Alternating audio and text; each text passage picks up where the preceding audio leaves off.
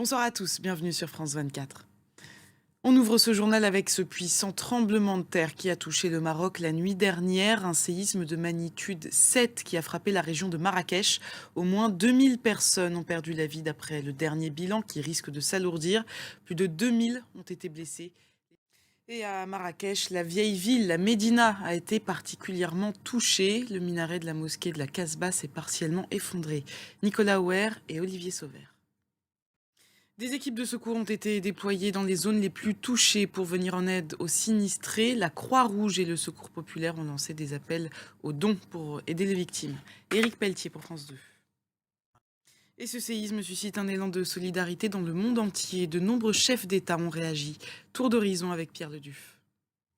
Et dans le pays, les constructions qui ont été les plus touchées par le séisme sont les plus anciennes et les plus traditionnelles.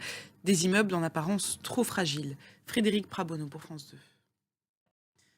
Dans le reste de l'actualité, les dirigeants du G20 ont commencé à se réunir ce week-end à New Delhi. Ils ont dénoncé l'emploi de la force visant à obtenir des gains territoriaux en Ukraine. Mais en revanche, leur déclaration ne mentionne pas l'agression russe, un élément qui figurait dans le texte commun l'année dernière à Bali. Et puis à retenir également de ce sommet, l'Union africaine devient membre permanent du G20.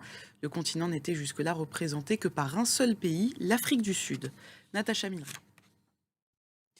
Au Sénégal, la coalition au pouvoir s'est trouvée un candidat. Il s'agit du Premier ministre actuel, Amadou Ba.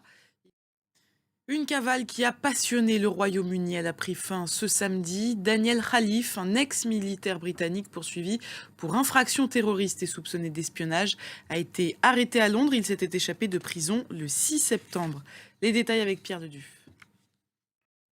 On fait maintenant un point sur la Coupe du Monde de rugby. Après la victoire de la France hier face à la Nouvelle-Zélande, l'Angleterre a elle aussi bien démarré la compétition en battant l'Argentine 27-10.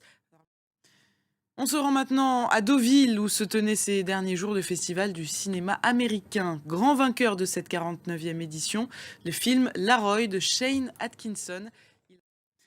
On va bientôt refermer ce journal, mais avant cela, on va revenir sur le principal titre de cette édition. Ce séisme de magnitude 7 qui a touché le Maroc, la région de Marrakech plus précisément, et qui a fait plus de 2000 morts. On va se quitter en images sur ces dernières 24 heures dans le pays.